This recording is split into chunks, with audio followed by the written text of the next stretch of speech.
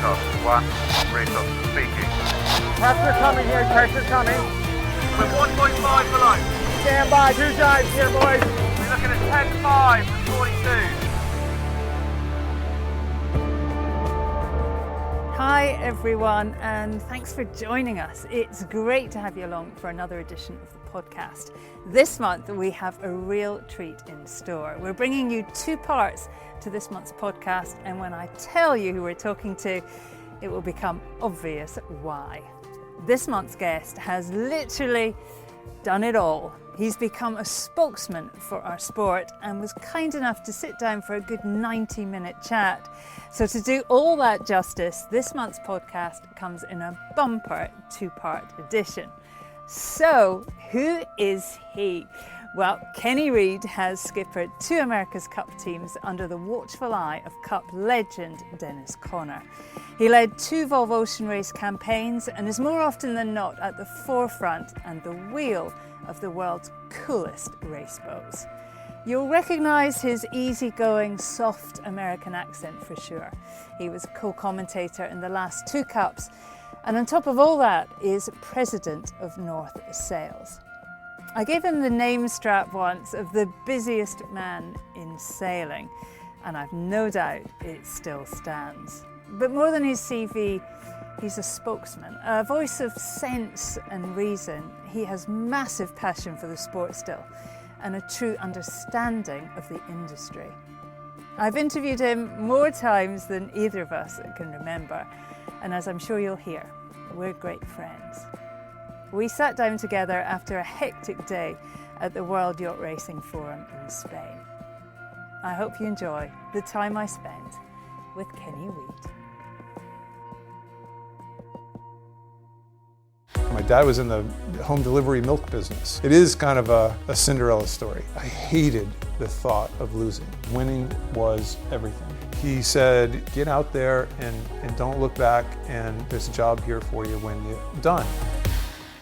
Kenny Reid, top of the list since we started making the podcast. It's great to finally get together. You're always been top of our list on the interview front. You're guaranteed to deliver the golden soundbite. This though, Kenny, is a bit different. It's a much longer chat. It's not about the short soundbite. Is it slightly scary? Yes, very scary. It's nice to be on the top of your list, but let's see how this goes, and then you can judge whether that's a good call or not. I've not seen you look quite so nervous before any kind of interview. You scare me. First of all, you frighten me. We got a beer. You can chill out. Exactly. I mean, just recently I did some media training with some high-level American sailors, and when I asked them who they thought was, top drawer communicators, they thought you were on a different level. I mean, is it something that you've always been comfortable with? Comfortable is probably the wrong word. I think the difference is that I was thrown in front of, I guess, an audience pretty early on. So right out of college, when I got my first job in the sailmaking world, it was, this is before the days of pro sailing, really. You went and worked for a sailmaker or a mast maker or a boat builder, and there was a lot in the area around Newport, so that's how I ended up in Newport. And part of the job was you had to be an opinion leader. And actually my first boss, Bill Shore, he would talk about it as such. It was, you had to be an opinion leader. So you couldn't be shy on getting in front of an audience. And I remember the first J24 clinic I ever taught. And I sat in front of a crowd of, I think it was couples in somebody's living room in their house. I think it was Hyannis, Massachusetts. And I bored these people to tears I went through every nuance of the J24 for an hour, maybe 2 hours. People were leaving.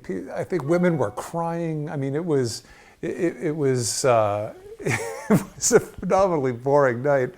But you know what? Like anything in life, you just keep learning. I learned how to get comfortable in front of people, and I think that's the key to anything. We're here at the moment in Bilbao. It's the end of the yacht racing forum. And I mean, I get the sense that you're the spokesman, whatever it is in the sport, you're kind of go-to spokesman. I mean, do you feel like you're always on? Well, yeah, that's actually a very good question. You have to be on, first of all. I've learned you have to also be careful what you say, because if you are seen as an opinion leader, what you say, especially in today's day and age, is going to have wings quite quickly. So, and that's not natural for me. I tend to call a spade, I guess. And I've had to learn to kind of temper enthusiasm at times. And yeah, like I said, that's certainly not natural. But I think that the day that people stop asking you questions is the day you're not relevant, and it's time to go out to pasture and off you go, and you get your multi-hull and go sail around the world. You know, it's and that, by the way, cruise around the world, not race around the world, cruise around the world, and maybe there's still some relevance to it, so that's a good sign. Today, Kenny, we've been talking actually about the pathways for youth retention in our sport. There's been a lot of discussion. For the young Ken Reid, was sailing always on the agenda? I hated sailing. I didn't dislike it. I hated it, and I was scared of it as a kid. And I will never forget the day that I was probably 11 years old, maybe 10 years old, and I was 2 years into. I grew up at Barrington Yacht Club in Barrington, Rhode Island, on Narragansett Bay, very close to where I live now, and I think my mother treated it. We were a hockey family in the winter, an ice hockey family, and a sailing family in the summer. We had a 30-foot cruising boat that we went out on all the time, and for some reason, things started spooking me, and I was very nervous on the water. Even on our sailboat, it was a Pearson Wander, and we'd tow around a sunfish every weekend, and my little brother and myself and my parents, and I said, listen, I'm out. I don't want to do this sailing anymore. I remember faking that I was seasick on a Blue Jay in the middle of the Barrington River. I mean, who's seasick on a Blue Jay in the middle of the Barrington River? But that was me. I got really nervous, and my father sat me down, actually on their bed upstairs, and said, "You're gonna give me a half a summer. This is it. If you don't like it after a half a summer," they could sign up, I guess, for 2 halves of a summer. "And you give me a half a summer, and if you still don't like it, you don't have to do it again." And since then, he's told me that was complete crap, by the way. He was forcing me to do it for the rest of my life. But was there a moment, do you remember? I think, oh yeah, it's not so bad after all. No, I met a guy named Al Gerard, and Al Gerard is famous because I've told this story many a time, but Al Gerard and I played hockey together, and I was in I lived in Seekonk, Massachusetts. I played hockey in Providence, and we sailed in Barrington, and I didn't know anybody. So it was, if the lesson learned there was, if there's an outsider in your youth sailing program, you have to, as an adult, you have to make it inclusive for them, or they're not going to. There's cliques of kids all over the place. Every kid went to Barrington public schools or area public schools. I literally knew nobody, and nobody wanted to know me because I was the outsider, and I just didn't like it because I didn't have any friends. And it all starts off with friendships and relationships. Well, really, our whole industry is about relationships. But I met a kid that all of a sudden a kid came from East Providence, another town, and I played hockey with him. He said, "Hey, I think he said, I smacked you with my stick last year. I remember tripping you last year." And it started off this friendship, and for the next 2 years we sailed sunfish doubles together, and all of a sudden the instructors were like, "Holy crap, where did this kid come from? He was the one that was seasick in a Blue Jay last year, and he hasn't lost a race all summer." And he and I just became buddies, and the rest is history. We just enjoyed it from then on. And relationships. Make sure kids are comfortable in their surroundings, and they'll probably surprise you. It's all very Hollywood to us Brits, but you were an all-American at college. I'm not entirely sure what that is, but was that kind of the moment where you thought, actually, I kind of rock at this? Yeah, well, I got recruited by 3 universities to go for sailing. None of them, of course, offered a scholarship, but that was before the days that I think they offered scholarships. And I went to Boston University, and it was a perfect fit. A coach named Skip White was a perfect fit. And I remember I wasn't good enough to make the varsity team right away. So as a freshman, I sailed a lot of freshman events. But the first day of practice, Skip was kind of curious as to what he had. And so, because I wasn't, I never traveled outside Rhode Island. I wasn't the youth world champion, and next year Pete Melvin came to, Pete Melvin as a younger person was my idol. He had won everything, as a kid. But we didn't, I didn't know anything outside of Narragansett Bay. And Skip put the team captain to crew for me the first day of practice at BU, and we won the first race against all the varsity guys. And this guy named Brad White, again, I'll never forget the day, and he turned around and he said, hey, you know what, if you bust your butt in this, you're pretty good.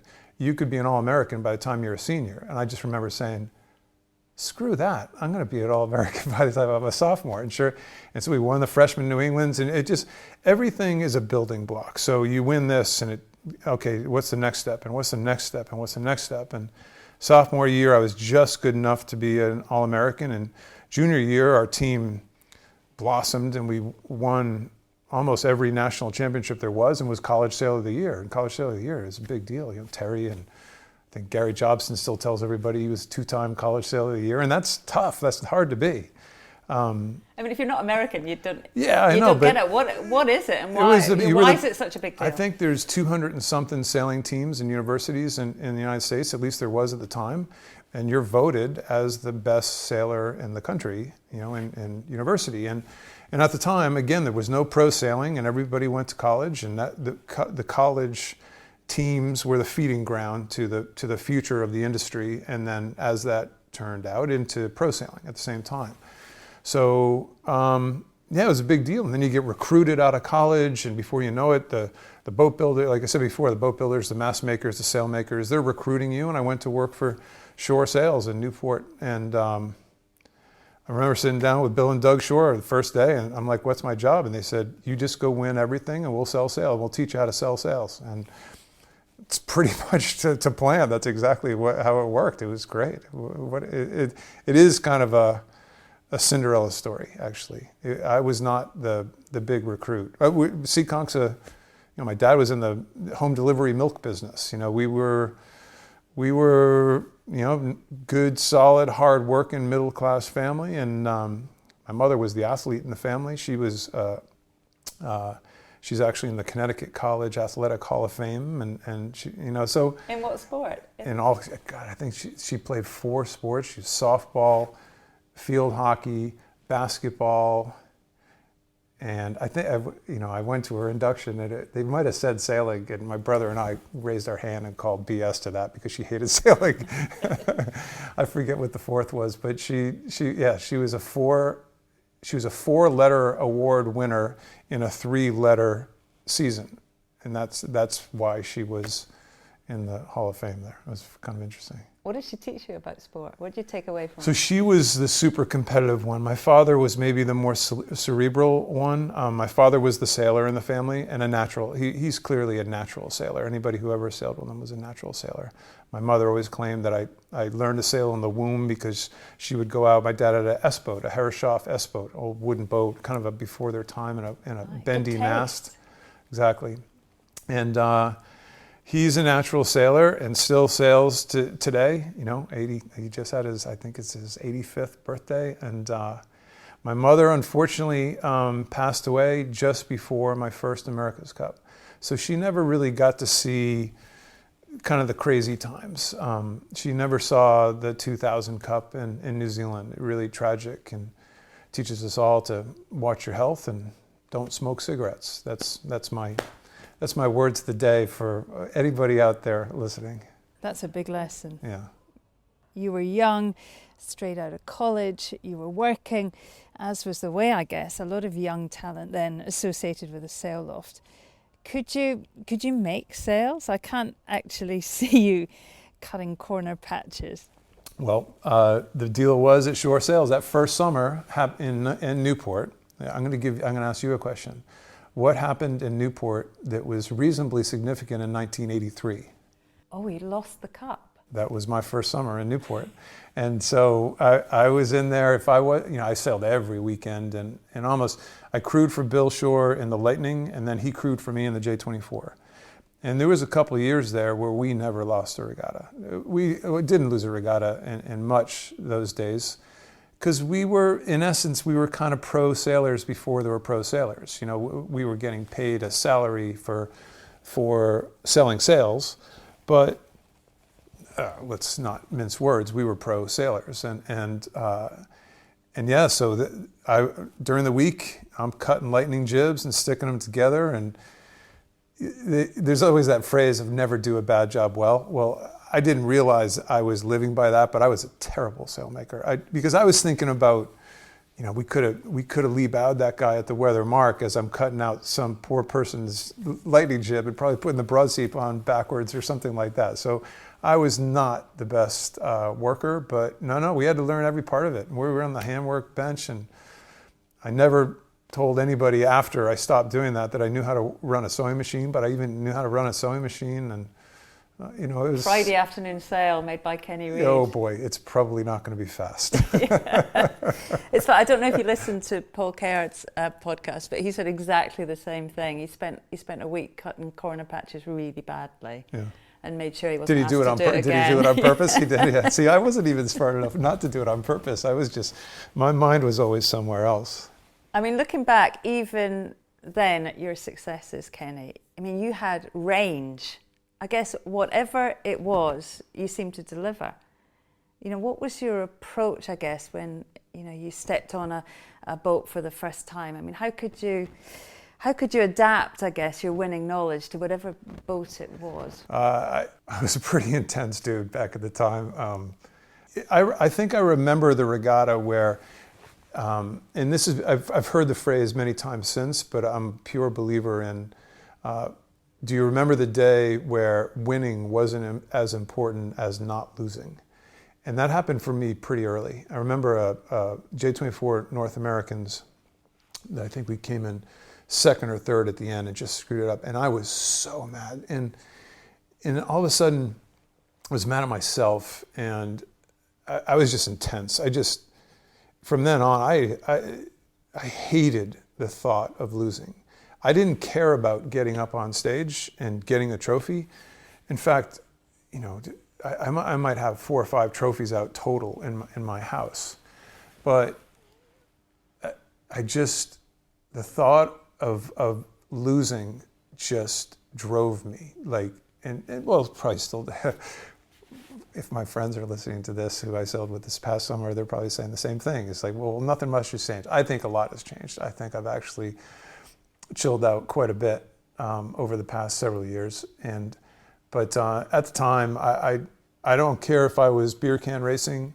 I don't care if I was sailing a buddy in a laser across the harbor. I don't care if we were playing tiddlywinks or playing horse, playing basketball, whatever it was. Just losing was just simply not an option, and that was the driving force. It's really that simple. It's funny, isn't it? Because now you're completely Mr. Nice Guy. I guess in your job, you kind of have to be. You're president of North Sales. Everyone knows who you are. You kind of have to be popular. But if I'd asked people back then, how would they have summed up Kenny Reid? Well, when I meet, often still, especially in the States, all over. I just met this guy from Sweden, and he said, we sailed J24s against you all the time, and whenever that happens, my first comment is, I'm so sorry. Whatever I said to you at the time, it was delusional. Yeah, it was intense, and and then it became intense for a commercial reason, because Dan Nearai, who I still work with today, I'm the president of North Sales, and he's the CEO of North Sales, and we worked together since 1986, I think. It became, you had to win to sell sales, and sell sales meant you could pay the mortgage, and paying the mortgage meant you could pay the debt, and and it all meant that you could pay all your friends to continue to work for you. So it became more than just what sailmaking did, and owning a business at such a young age did, was turn it from fun to reality. And reality was, we could show you, if I won the J24 Worlds, it was $500,000 more sales. And for a small company, $500,000 more sales in the J24 class that next year was life as we know it. So it became a commercial reality at the same time. I mean, pressure. It's hard enough on the race course, isn't it? No, and it was, but he and I would talk about it all the time. It's like coming in second was, you're pissing away $500,000 in a heartbeat if you come in second. It was winning was everything, and it takes a toll. By '96, I guess you've been bought by North Sails. The Cup legend Tom Whiddon was at the helm. What was it like at North back then? It was fun, and that was an interesting time because we had owned the company for 10 years, Dan and I, and we had built it up to a decent size, still kind of a mid-sized loft, but we were specialists. And as Tom said, the first time Tom and I sat down, and by the way, we had gone from shore sales to Sobstad sales, so we had changed licenses. We had to deal with real world business dealings and learned a ton along the way, and we were successful. For a couple of young kids, we were successful. And Tom finally said, "You guys are a pain in the ass." I think that was his exact quote the first time we met. "You're a pain in the ass, and it's time you come work for us." And I always tell the story that he didn't, I don't think to this day Tom knows, but Dan and I had already decided 3DL was just coming out at the time. And we decided, and we were licensing the Sobstad name. And Sobstad had Genesis. That was their laminate, their skinned, thread laminate. And it wasn't working. It wasn't, Dan was tired because we were working like dogs. And I was tired, and I'm like, 3DL is going to destroy our business if we're not careful. And he's like, "Listen, I'm tired too." And it turns out we were sitting down with Whiddon a week later, and a month after that, the deal is done, and we work for North Sails. And it was just, it's almost like it was a chain of events that was meant to happen. And 3DL gave us the nudge that we needed. That was the evolution in sales that kind of changed sailing forever. I'm curious about your professional life at North Sails. A few years back, we filmed A Week in the Life of Kenny Reid, and it was exhausting. So I do have a sense, I guess, of what you do, but perhaps just give us an idea. What do you do if you're the president of North Sails? Well, it's evolved for sure. I mean, when he and I started off, when Dan and I went to work for North, it's kind of in a position we're in right now, actually. Jay Hansen and Tom and Gary Wiseman, and it was kind of the North American group of sail-offs, the North American manufacturing, which was Nevada and 3DL, and then it was the rest of the world that was all licensed at the time. So it was very different than it is today. And we went to work for North America, and they wanted to get some youth into what they called the M group, their management group. And essentially it was an internal board of directors for North Sails. And so they literally threw us in the fire. They're like, "We got 2 young kids that we think might be good. Let's see what they got." And of course there was still a lot of sailing, but there was even more exposure to, Jay Hansen and Tom and Gary and Vince Brune, and kind of that, the generation that they weren't aging out at the time, but they were, they realized, they were smart enough to realize we got to start bringing in some new blood. Just as we are today, by the way, as we're working really hard at today to do the same thing, because I think they did a pretty decent job. Listen, that job evolved like crazy. Tom is the avid kick out of the nest guy. He kept saying, "Go do stuff." He was the guy who promoted doing America's Cups and promoted doing Volvo races, because he said, "You're going to make mistakes, you're going to learn from it, you're going to use the product, you're going to know the people, the sailing sport and the sailing industry. Get out there and don't look back, and there's a job here for you when you're done." And he stood by that the whole way. I did just that. I would go take bites at the big time sailing apple, and I think it was really beneficial. So now, as my job has moved on, as I wound down my professional sailing life and into the commercial sailing life, it's more towards North Technology Group now, and with Peter Dubins as our new chairman, and just kind of adapting to how their company likes to see our company evolve.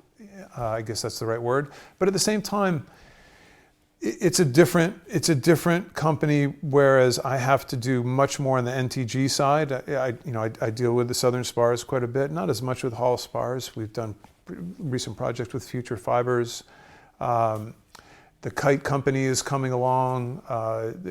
We have all kinds of stuff going on. So every day, the fun part of my job is, long answer, is every day is different still. And that's what keeps me enjoying to go to work every day, whether it's here in Spain or in Newport or wherever it may be. And it's pretty cool. Literally an hour later, Dennis called up and said, well, guess what? You just got a raise. You're the skipper. Every minute, there was something going on in his brain that nobody could ever have predicted. It was phenomenal. So Kenny, head of North Sales, but also out there competing. As we've heard, it's been a great journey. In the industry, I can't help but wonder, are sales figures still very much dependent on race wins? No question. Especially in today's day and age of social media, where it's not just a race win, it's a race day sometimes. It's a perception of reality. It's some person's opinion as to what actually went on versus what may have gone on. I think it's a far more complicated working environment today than it was back then. And you got to be sharp, and you got to be thinking ahead, and you got to be 3 steps ahead. If you're not, you're probably in trouble in today's world. So it's hard. I think it's harder. For sure, to do business today is much, much harder. When we spent that week with you, Kenny, we came to Minden. It was pretty impressive, high-tech robotics, and I'd seen pictures, but to see it actually in action was quite something. And I remember then when we interviewed you, you said you'd nearly made the $1 million sale. That was a few years ago. Have you made the $1 million sale yet? Not quite. We're actually, we might be quoting on one right now as we speak. Not just has my job or the world changed so dramatically, but whenever anybody is considering 3DI versus a competitor's product, I just look at them and say, I want to fly you to Minden. And then you make a decision. You're not going to believe it. You're not going to believe what a sale is today. But if you just look at what goes up on your mass and boom, you just ain't giving it credit. And it's nice to be on the team with 3DI. That's a lot of us say that a lot of the times. It has made selling easier for us, but you know what? What's the next 3DI? What's the next big innovation? And Peter Dubins, every board meeting, Peter Dubins says, Kenny, what's next? Have you figured it out yet? And it's he's right. The answer is we haven't, but the answer is also there's a lot of smart people working on it. The $1 million sale. I want to sail on that boat. Yeah, me too. Well, I'm not sure I do. It's going to be scary as hell. Kenny, let's go back a bit, back to your sailing career. 1999, the story goes that the phone rang and America's Cup legend Dennis Conner was on the other end. It was a real life-changing moment, but you didn't think it was genuine, did you? No, thought it was my friend Brad Dimeo crank calling me. He was pretty good. I don't know if he would ever consider himself pretty good at impressions, but we talked, one of my very better friends in the world, and I thought he was just taking the piss out of me, and this is Dennis Conner. How you doing? I'd like to meet you. I'm like, yeah, shut the bleep up. Yeah, it was a moment, and it was a moment that was completely unexpected. And he said, I'm in town. I want to talk to you. And Actually, I think urban legend doesn't realize this side of it, but he said, I got this guy named Chris Dixon who's going to skipper my Whitbread boat. And I've already talked to him, and he's going to skipper my next cup. It's not going to be a high-budget cup in 2000, but he's going to skipper it, and I want you to be his tactician. And this is the day. So this is the beginning of a bigger story. But this is when a person in charge literally picked and chose all kinds of different factions and hoped that it would all melt together perfectly. So I had never met. Actually, I'd met Chris Dixon once. But he was picking Chris Dixon's tactician. Chris probably doesn't even know this story. And said, would you be interested? I said, well, I learned a long time ago, never say no to anything. So I said, yeah, I'd be really interested.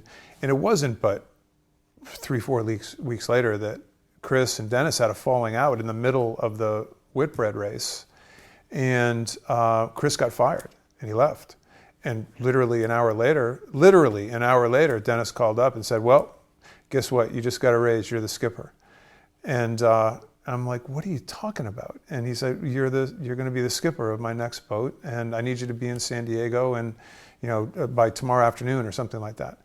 I'm like, this is unreal. And I called Whidden, and he's like, that's our boy Dennis. I said, what do you think I should do? He goes, you should go out to San Diego and figure out what the heck he's talking about. And he and Billy Trinkle, who just got put into the America's Cup Hall of Fame, and he and Billy and I sat down and we started to figure out a plan. But to say I had anything to do with the plan is pretty unrealistic. It was the day Billy and Dennis were in charge, and we were the pieces of their grand scheme puzzle. And it led to a phenomenal America's Cup campaign. I mean, you don't say no. In those days, you don't say no to Dennis. We went to a diner. What was he like? We went to a diner. When he asked me, we went to a diner, a tiny little diner right up the street from our loft in Portsmouth, Rhode Island. And we walked in, and Dennis literally is bigger than life. And as soon as we walked in, without a word spoken, this is at 12:20 in the afternoon, a woman reaches up behind a bunch of coffee mugs and grabs a bottle of rum up on this shelf right above the kitchen, pulls it down, fills a coffee mug full of half full of rum, and fills it half full of the Diet Coke. And he's like, "You want one?" I'm like, "Nah, I'm good." And that was the beginning of 6 years of pure craziness I would never. And then the next thing we did was we drove down the street to the Sunfish laser factory, and on the spot he bought a laser because he had met a kid in the Caribbean that couldn't afford a laser, and he thought he had a future of being a sailor, and had it shipped down right on the spot. Gave the address. I think he gave him cash, and bought a laser and had it shipped to the Caribbean. And the kid, that's just the type of guy he was.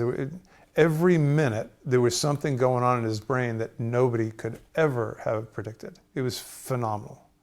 I mean, I've interviewed a lot of people in the sailing world. He's the only person ever who I thought any moment he's just going to walk away. So I had to get all my good questions in first, just in case. What did you learn from Dennis Conner? And I guess give us a glimpse of how he ran those campaigns. Well, it was for him. This had turned from a boat race. His days of being an America's Cup sailor, as he would put it, were behind him, and he was looking for a sailing team that could kind of help create his vision. And it had turned into a funding contest for him. Again, like we're talking about, I'm sure you included. He didn't want to lose. He wanted to be successful at whatever, and being successful meant funding a challenge that nobody said could be funded. So last minute, last second, get a single boat program on the starting line, surrounded by 2 boat programs in Auckland, New Zealand.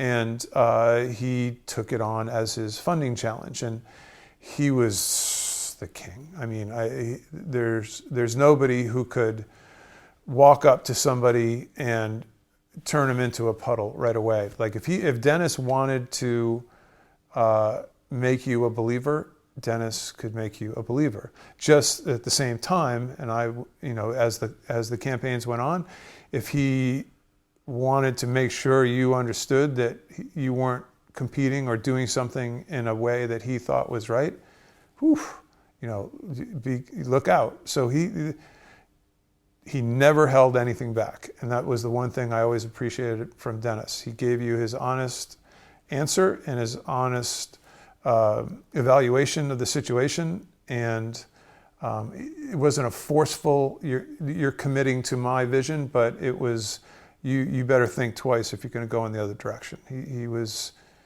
incredible, just incredible.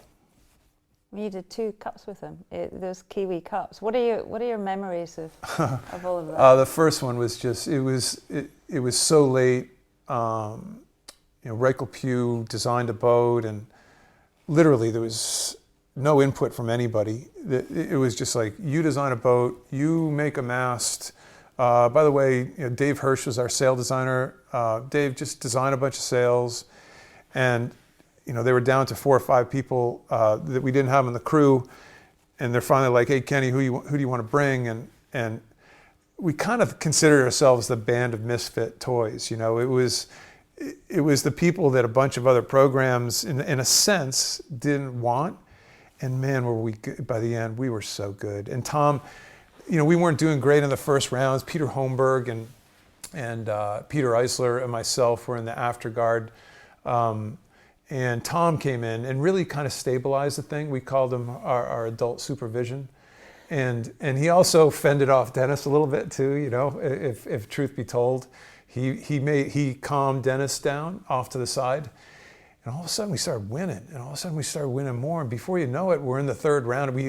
We eliminated New York Yacht Club. And Dennis had some bad blood with New York Yacht Club over the years. It's been completely cleared up now. But all of a sudden New York Yacht Club is out and this band of misfits is still in. And it was like this dream ride. And there was one last day that our very last race, it was going to be, it was us and Prada and Kayard, Francesco DeAngelis and Kayard and ourselves.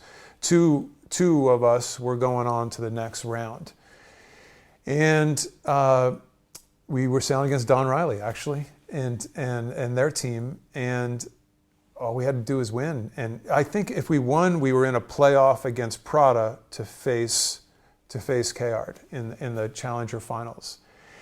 And it was the weirdest day ever, and we picked the wrong side on the first beat, and the first cross, and we ground, and we lost that race, and the dream just came to this crashing halt. But it was one of those campaigns that 24 hours later, it's like, man, did we accomplish a lot. It was really a cool campaign. No, I think the difference is, surely, that it was no expectations. And it is so easy to be free and try crazy stuff. And there was no expectations. And it was really fun. The next one was different.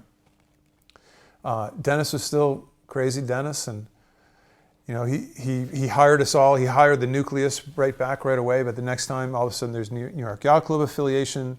There's a little bit more money. We're a 2-boat campaign.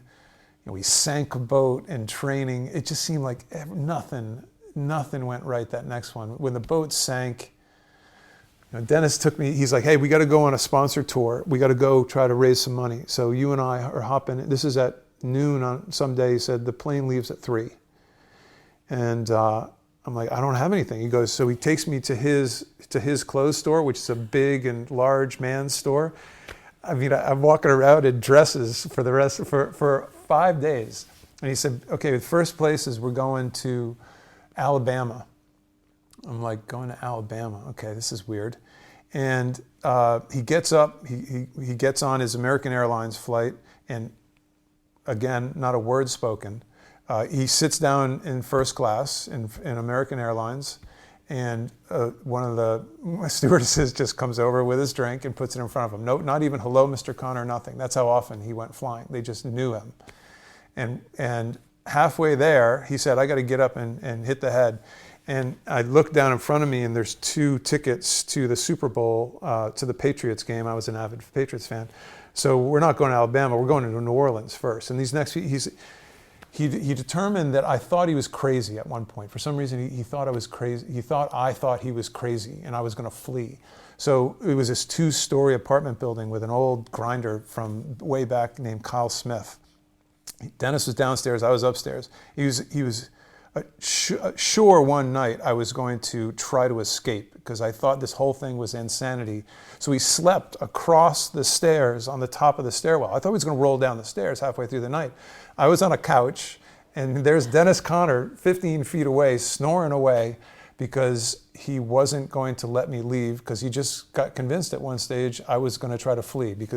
And sure enough, the next 4 days were the weirdest 4 days of my life. But the Patriots won the Super Bowl, so all was good.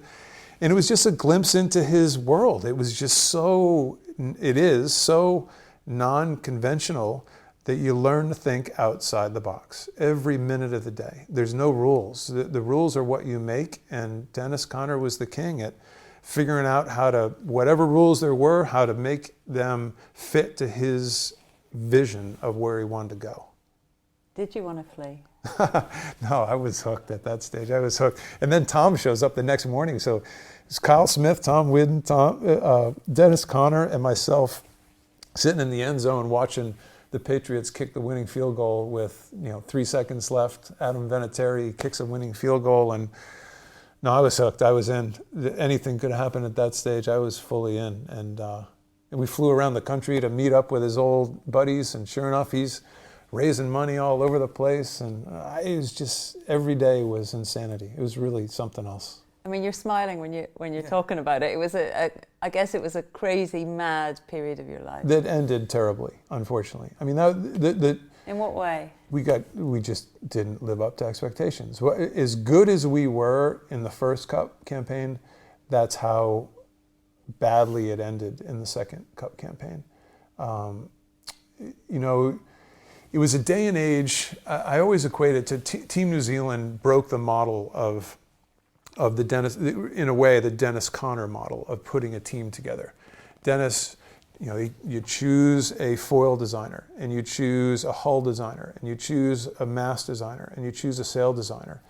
And in essence, that's how he had success. And who, by the way, none of us ever called him out on it at the time. So I'd love to say in hindsight, we were saying, hey, this is wrong. But Team New Zealand put everybody in a room, including all those people, and they created this smorgasbord of ideas that turned into very fast boats, and they went on to Alinghi and did the same exact thing. We weren't doing that. We didn't do that, and so our keel probably wasn't quite right for what we were doing. Turns out we put a standard Reichel pew keel on it right at the end of the campaign, essentially when we were eliminated, and the boat kind of lit up. Our mast was heavy and didn't bend quite as much as we had liked. The crew was great. Don't get me wrong, the crew was phenomenal. We had no excuses there, but still at the same time, everything that went right in the first one just seemed, you sink your boat in practice with a brand new rudder. And I'm just like, Vince Broom was trimming the main, and hey Vince, let's just see how this new rudder feels. I peel it off once, and the stock breaks inside the boat, and before you know it, there's a 2.5-foot hole in the bottom of the boat, and the thing was on the bottom in 4 minutes. Who phoned Dennis up? I did. Well, I had to borrow a phone because it was the days of flip phones, so we all swam off the boat. Actually, except for a few guys were smart enough to hop off the transom on the way through. But I ran forward, make sure Robbie Miles was down below, and made sure nobody was down below, as the skipper of the boat does. And then I remember doing a swan dive off the side, and I'm in the water swimming, and the tender's coming at me, and I pulled my flip phone out and I threw it at the tender, and had to borrow a phone and called Dennis and said, we got a problem. And you know what he did? He made he cooked a cookout for the team that night. He's like, yeah, you know what? Things happen. We're going to try to make a positive out of this. And so he cooked. He always cooked for the team. He got on the grill and cooked. Either that, or he'd show up with 42 bags of McDonald's, and we'd sit there and eat cheeseburgers and double cheeseburgers. Like I said, the day you thought you'd seen weird, just wake up tomorrow. It was pretty cool. It was a cool time.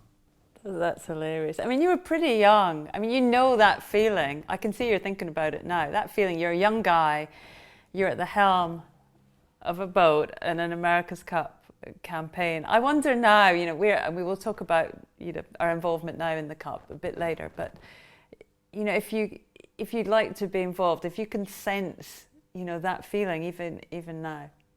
Oh, like it was yesterday. Are you kidding? You know, Ian Walker was, and Peter Harrison, that was our only, you know, that was our elimination series against them, and we won that elimination series. And Peter Harrison and I this past summer at a super yacht regatta in Newport, we're joking with each other. I said, yeah, you know, that was tough times. He goes, yours wasn't, I was a little tougher than you, mate. You know, that's what he said. It's like, yeah, I get it. It's hard because we were on a panel tonight with Shannon Falcone and Shabby Fernandez talking about the modern America's Cup. And, you know, Shannon says it's a good week if they get 3 days of sailing in. And of those 3 days on these new boats, and of those 3 days, they don't get a lot of hours during the day. And my God, if you weren't sailing 7 days a week, you felt like you were letting the team down, you know. So we had to force ourselves to take Sunday off. A, because our families were about to kill us, and B, because you thought there was something to learn, there was something to gain from it. So it's such a different world now. It really is. Do you wish you were still involved? Still getting on the wheel? You know what? I came to peace after I really enjoyed the Volvos. I have to admit that the second one was, the first one, well, maybe it's a pattern. I never thought of it this way. The first Volvo, we had no expectations, and you know, and we're very successful, second overall, and very successful. We're gonna talk about the Volvo, but it's a pattern though. Maybe by the time I get to the second campaign, it's not as good. I don't know. You need to be fresh. I just guess, you know, because you know that feeling of leading your team. I mean, you're the guy driving the boat in the America's Cup, the biggest stage of all, really. When you look now, do you think, God, I'd love to have that feeling again. Remember, I get to do that every day at work. I really do. We're in a position, because North Sails is such a kind of global opinion leader. I keep using the phrase opinion leader. North Sails is a global marine opinion leader, and I still get to do that every day. I think if the day I'm told or feel that it's slowing down or coming to an end is the day that I'm plenty happy with stepping away, but I get to still help with the help of a lot of great people run a great team. And it's the same. Tom was right. By going out and by kicking me out of the nest all the time to go run programs, this is just a big sailing program. North Sails is just a big sailing program. At least I tend to treat it that way, and maybe that's how it keeps me sane. When you got 2,000 employees, you know, maybe it keeps you sane. If you start thinking the magnitude of the whole thing, maybe you get a little nervous. But this is just a big sailing campaign. That's a great outlook from the man running one of the biggest companies in our sport. What an insightful chat. I love the stories from his time with Dennis Conner. We're not done with Kenny though. As promised, we've a 2-part podcast this month. So look out for Kenny Reid Part 2 in a couple of weeks. He gives us lots of insight from behind the scenes of his 2 big Volvo Ocean Race campaigns, and plenty of chat about his role conceiving and then skippering the giant super maxi Comanche. It's really not to be missed. Please also let me know what you think about the podcast. I'm easy to find at Shirley Sail on Instagram and Twitter, or just me on Facebook. And please do remember to like and review on whatever platform you're joining us on. As ever, the podcast is produced by Tim at Vertigo Films, so a huge thank you to him for all his hard work and his unwavering patience. Until next time, thank you so much for listening. Have fun on the water. Sail safe, everyone.